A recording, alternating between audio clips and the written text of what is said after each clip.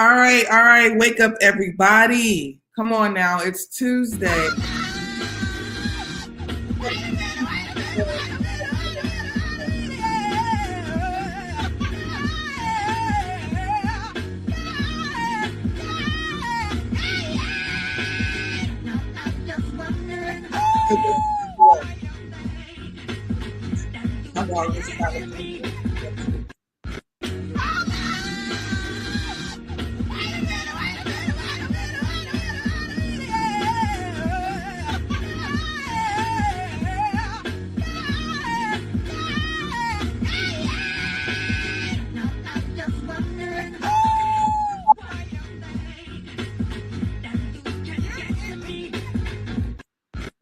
Okay.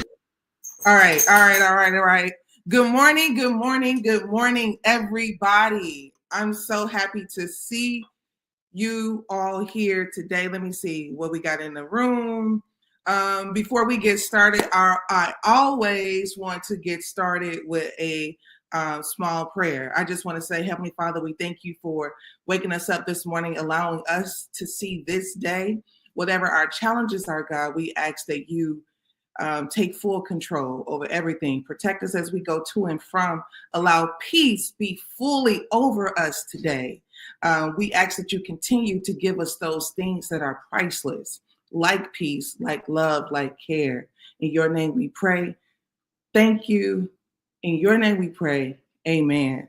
All right, we can't start the day without giving God his praise. All right, that's just number one. That's just number one. We have to thank God, the Creator, for all that he does for us every single day. And sometimes we get off track. You know how we do. We get off track. We start acting like, we doing it all ourselves, but that's not true. So let's just keep reminding ourselves that, we have a power source that's bigger than ourselves. Okay, guys, I want to say that I'm playing with the time a little bit from 9 a.m. and 9:30 because I'm trying to see exactly when do folks come alive, because I want the live group, okay? We got a good show. I put this show together myself. CNN, BET, baby, they ain't got nothing on me, okay? In the words of Denzel, ain't got nothing on me. All right, so let's go right into let's get into this thing with, I saw this online with Lil Baby. And Lil Baby and his friends, Atlanta had a snow day. We'll get into climate change later, but Atlanta had a snow day, 2 days. We were just shut down for 2 days, and Atlanta is just, as they say, Atlanta is not a real place. Okay, so Atlanta not being a real, I'm sorry. I got this screen on here, but hide it. I'm trying to bring something on here, and okay, I got to fix something, but I'll do it later. So my point is, Atlanta not being a real place. We had a snow day, and in the snow day, there was a video of Lil Baby asking his friends or his crew members if they would jump inside of a pool for $5,000. I have it here. I would like to share it with you because that's what's important. I have it here.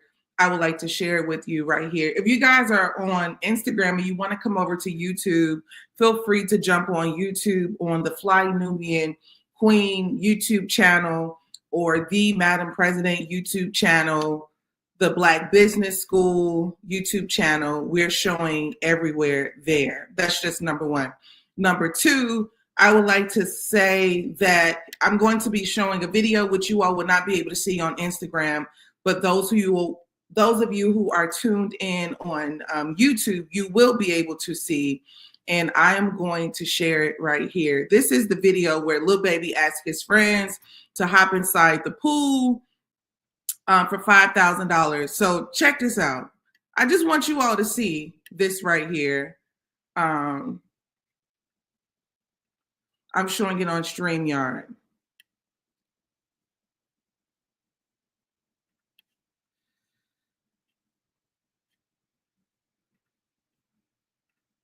All right. Man, boy, I got him a nickel P, man.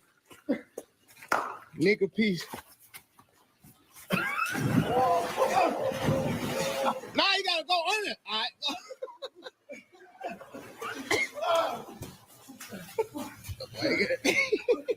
Ain't got nothing for him. Boy, I ain't got nothing for that stupid ass. Nothing for him, boy. We been needing to work hard. Y'all nigga been need to work hard.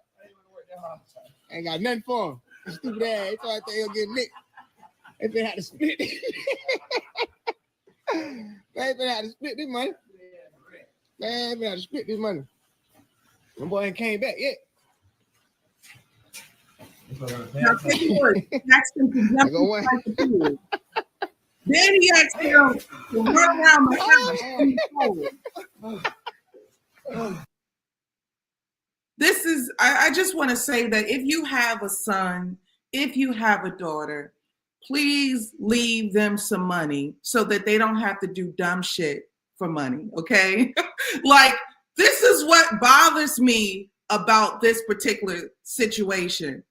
That is, these are your peers, these are your homies, this is your crew, right?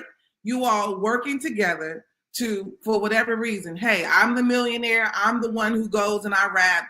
You are here to be a support to me. Maybe you iron my clothes, maybe you run errands, maybe you carry my jewelry. It's all types of responsibilities that these young people have when they are a part of a crew. You know, they're a part of a bigger entity, like you're a part of the crew. So if you're the part of the crew and you're the one who ain't got no money, then you're going to be the one that's doing the strange stuff to be around, to keep your keep, you know? So this is the concern that I have here. And I'm going to show you.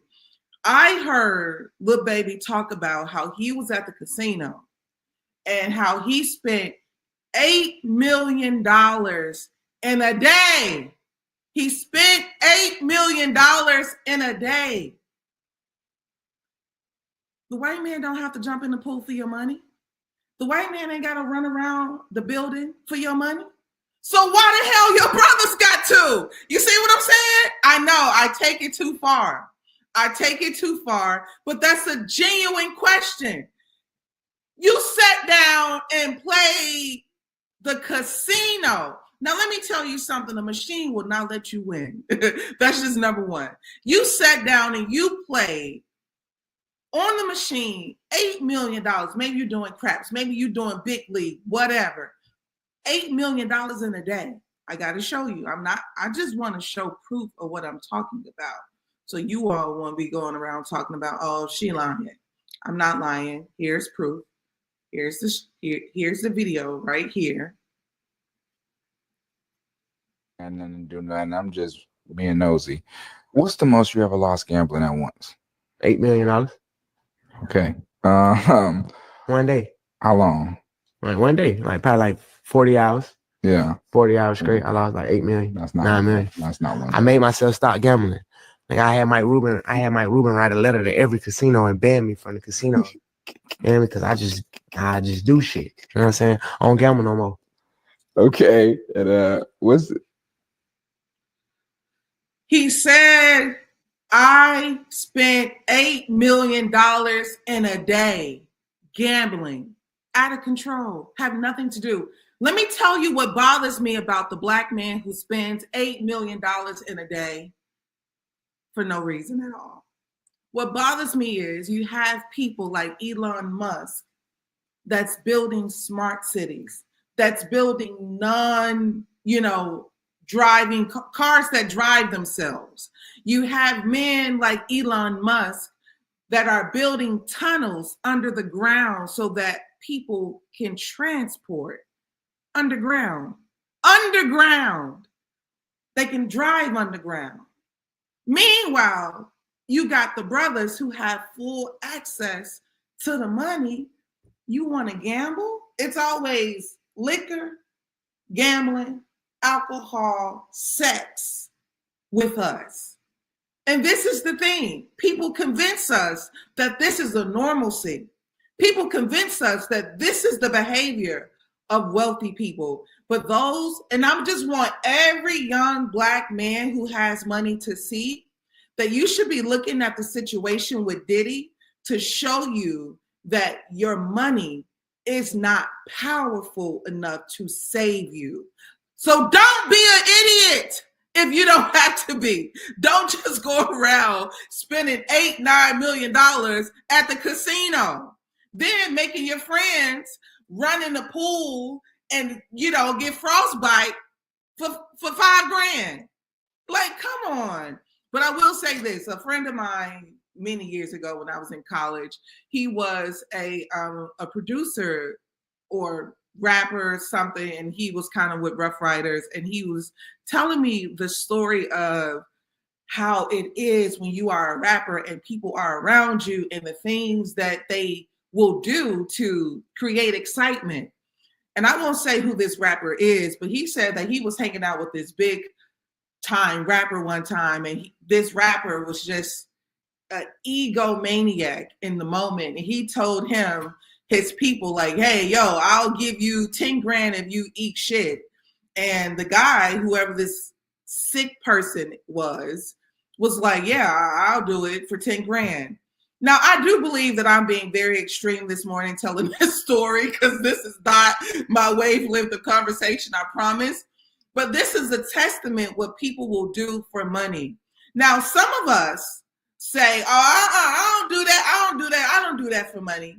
But I just want to say that in America, it is not the place oftentimes to be the, you know, like the money and morale sometimes don't always go hand in hand. You know, you have people who are, you know, insurance company who are responsible for approving people's surgeries in insurance companies. And regardless, they will deny it, even if it could save your life. Those people get paid lots of money. But when those people live in their $500,000 homes and they pull up and play soccer with their children, people are not asking them, you know, who did you have to kill to have this kind of life? That is not the question that we ask people in our world. But in other worlds, in other places, which I recommend most people go and take time to see, they are asking those questions. They do respect the men who pick up the garbage and the men who are the doctors and the women who are nurses. There is respectability across the board for civil servants, etc., in other places, you know. Anyways, like I said, Lil Baby wants the Black folks or his crew to jump in the pool, show themselves, you know, to make $2,500, jump in the pool, run around the building in the cold. But meanwhile, the white man, oh, just come on in. Just take my money. Just take it. Here you go. 8 million for you, 9 million for you. That's problematic, and that should be stopped. Now, he did mention Michael Rubin. He says that Michael Rubin, and I wanted to show you all who Michael Rubin is, because there's a popular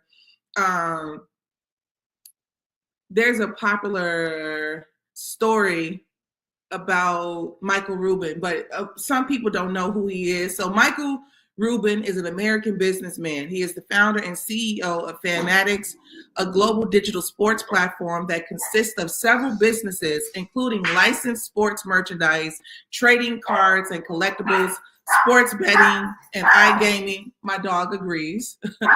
Special events and live commerce. So when this rich Black man say, I call Michael Rubin, you call Michael Rubin. Why did you call this extremely wealthy white man to save you from your own life choices? There are other people that could be responsible for your financial affairs. You know, we have people in our community that are a part of banks and accounting, you know, but for some reason there's this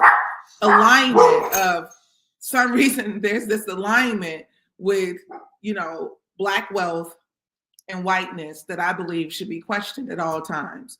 All right, so this story, oh my God, I'm not sure if you all are here.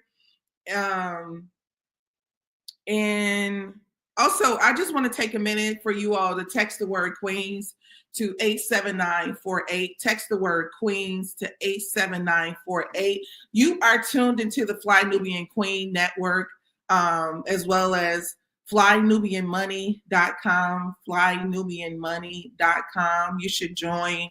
There's a bunch of women, beautiful, educated, articulate, fun, charismatic women that live on this platform. It is a place, it is a voice for Black women to speak higher, so please join, please sign up, text the word Queens to 87948. All right, so this particular story was very, very heartbreaking. And here's what I will say. This particular story was very heartbreaking. And it's about a 12-year-old boy who was badly burned by scalding hot water. So the sad part about this is I want to show you what the mother had to say about this. I'm going to the story right now. So stand by.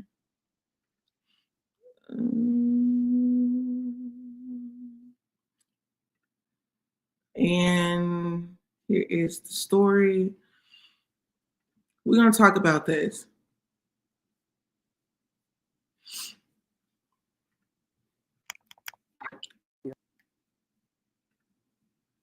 So I saw my company's uniform in the mirror today, and I decided it was time for a new look. Check-year-old boy in Tiffin is recovering from severe burns after police say 3 of his friends dumped scalding water on him. Those 12 to 15-year-old boys all face serious charges now. Well, as WALB News 10's Mackenzie Blaze reports, what boys say was supposed to be a prank turned into life-changing incidents for all of them. 12-year-old boy has second-degree burns on most of his face. His mother asked that we hide his identity, but she wanted to talk with us about what happened to her son. I mean, I really can't describe it now, but in that moment, I was just in shock, mad, hurt, everything, sick, trying to just hurry up and get to, him some help, yeah. Tiffany West says her son was in a neighbor's apartment after a sleepover with other kids playing video games. The victim's mother says he was asleep when someone threw the hot water on him. Yes, he was transported to the burn center in Augusta, Georgia, and he had to have surgery. Of course, he's out of surgery and he's home now, but it's going to take 12 to 14 days for him to fully heal. I always ask him, I always ask him, you mad? You sad? He just like, no, he just don't have no emotion about it. He numb about it. I know he like you got to be in shock to know that your friends is capable of this type of thing. Like somebody that you trusted. Like he never thought that this would be.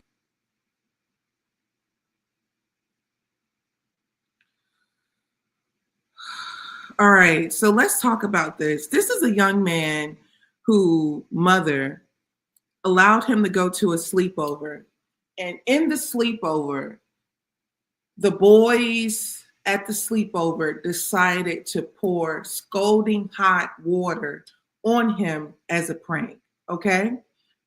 So that means that your child is at a sleepover that you have approved, and they decide that we're gonna do a prank on our friend. And in the prank, we are going to ensure we're going to get the hottest water possible, right? We're going to get the hottest water possible. And once we get the hottest water possible, we're going to pour it on them. What?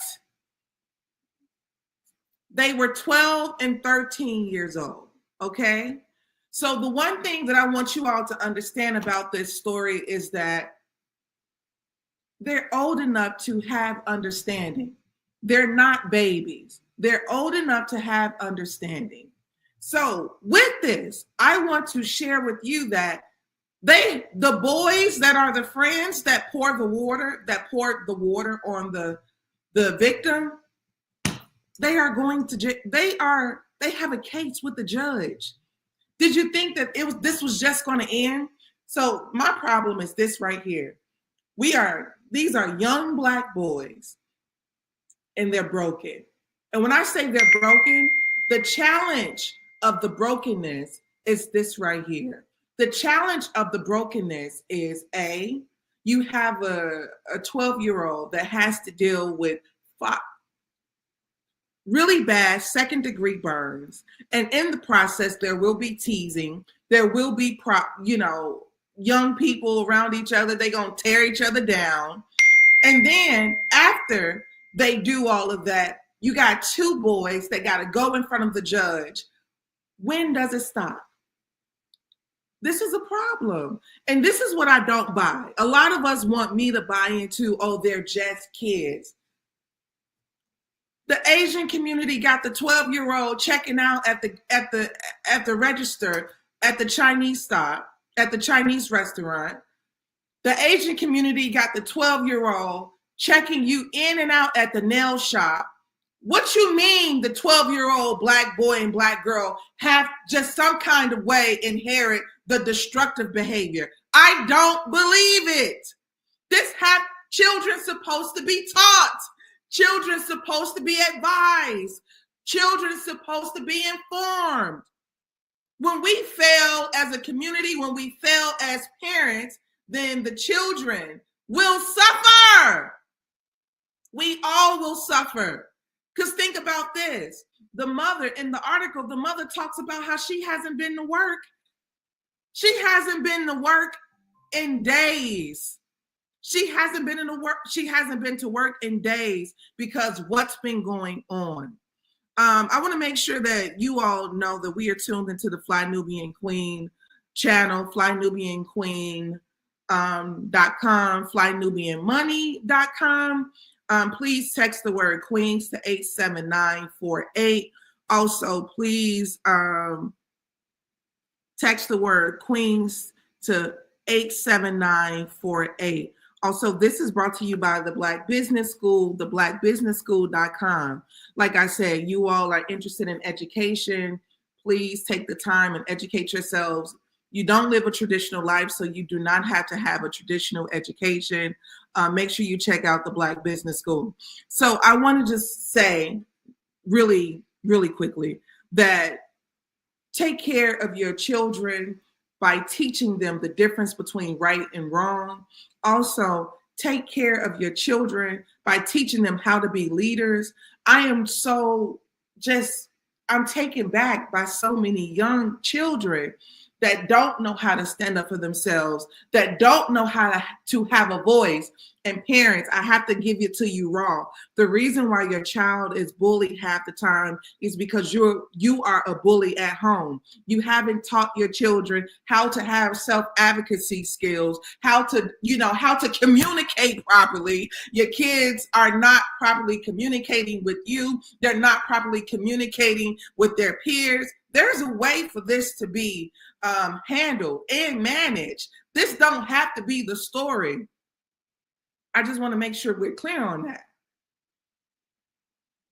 So anyways, as we continue, we keep this young baby into our prayers because, of course, when children are not well, the community isn't well, the mother isn't able to go to work, and it's all a problem. We all are affected when those kind of things happen. Now, this is a conversation that's worth having. There's been an uproar between the HBCU band going to Donald Trump's inauguration. So there's a band. Mississippi Valley State is the band. They've been invited to go to Donald Trump's inauguration. And Black folks are upset behind it. So I want to play you a video that I came across. And I want to know your thoughts. I'm going to share the video right here. All right, let me pull this up for us. have we not learned anything from Chrisette Michelle? Like, what good do y'all expect to come from paying your own way to go perform for a crowd full of white nationalists? This ain't gonna help your enrollment because these white folk don't want to go to a HBCU. And the black folk who see this about to be like, I ain't sending my kid to that school. What? Who's making decisions down there? Yo, let me tell you how my reaction to this story went from bad to worse. As a fellow HBCU alum, go Alabama A&M Bulldogs, I saw that the marching band from Mississippi Valley State is going to play at Trump's inauguration. My first thought was like, man, that sucks. It's always somebody for sale. If you put a big enough check out there, somebody's going to jump on it. I don't care what the job is. Somebody gonna jump on it for a big enough check. So, that was kind of disappointing. Then I looked further into it and realized not only are they not getting a check, but they gotta pay their own way. And they're asking their supporters to fund their trip to the inauguration. What exactly are we doing here? Have we not learned anything from Chrisette Michelle? Like, what good do y'all expect to come from paying your own way to go perform for a crowd full of white nationalists? This ain't gonna help your enrollment because these white folk don't want to go to a HBCU. And the black folk who see this about to be like, I ain't sending my kid to that school. What? All right, so he had a lot to say about this particular story. He said that the black folks, are going to be in an uproar about Mississippi Valley State going to perform at Donald Trump's inauguration. And I just want to say, it don't matter where you work as a black person, you are still under the umbrella of supremacy. You are still under the umbrella of supremacy. I don't care if you at the White House, if you work for a state prison, if you are a judge, you are a black judge that has to uphold white laws. You are a black police officer that has to have the agenda of getting a quota. Every black person in America is under the supremacy of white nationalism and all of that white laws. America, you got to remember, slavery was legal. This is not a sense of, America is better. I wrote this in my book, Matters of the Heart. I talk about how every time in the 60s, you got a Jimmy Carter. In the 50s, you got an Emmett Till. In the 2020s, you got a George Floyd. In the 2000 Trayvon Martin. You have all of this disaster and catastrophe within the black community annually, right? And then we like to pretend as if we got some kind of code of conduct amongst each other. I went to an HBCU. Oh, so you want to talk HBCU, baby? I know all about it. I'm not exempt. I'm not far removed of the responsibilities of attending an HBCU. Also, I want to say that our HBCUs are in trouble. If you're not a part of the biggest HBCUs, which is Howard University, Spelman, Morehouse, maybe Jackson State, it's bigger, but you saw all the different challenges that they experienced at Jackson State, the poverty. This is a problem. All that to say that we can't pretend as if we take care of one another. And I've said this a million times. We want to have this die-hard, pro-black verbal commitment. Just verbal commitment. Oh, I'm pro-black. And you can't be, you ain't bought shit from a black company since 2020. We do not take care of one another. So this is why I don't hop online and tell people who to vote for. I don't tell them where to live, because we do not take care of people as a collective to have unrealistic demands of one another. If the school wants to go and blow that damn horn at the White House, don't bother me none. Come back and tell your peers about the experience. Come back and build a band for the impoverished community. Come back and show some young black girls and boys how to play the trumpet. Come back. That's it. Y'all just want folks to sit over there on the sideline and be with you, be broke with you, be poor with you, be on crack with you, be smoking weed with you, pouring Hennessy with you. Get the hell out of here. And let me tell you something else. One of the reasons that a lot of HBCUs closed down or lack funding is because the graduates are struggling. The graduates don't have the income to properly invest back into the institution. So if you want to talk black talk to me, start talking black money to me. And if you're not talking black money, then I ain't trying to hear you all tell one black group who they should be blowing the horn for while telling the other black group, if it was Kamala, go ahead and blow. I'm not here to do that. Also, I would like to say that you got to remember, Bill Clinton was a musician. He was playing the saxophone. Folks was all in love with the charismatic behavior of Bill Clinton. I will never stop telling this story. Bill Clinton, he played the saxophone. He also was a person who, they used to say, oh, he's the first black president.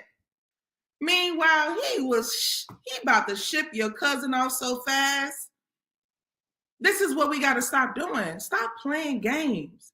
Now, what I find interesting is, don't get it twisted. These institutions, Donald Trump could get into office. I'm not saying that he will, because I'm not saying that he's a moral man. Of course, I would never say that.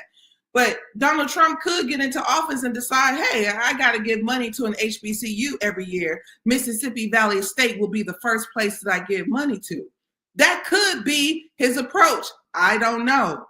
But if it is, I think that, that's something that the president of the university would have to deal with. This is about my time.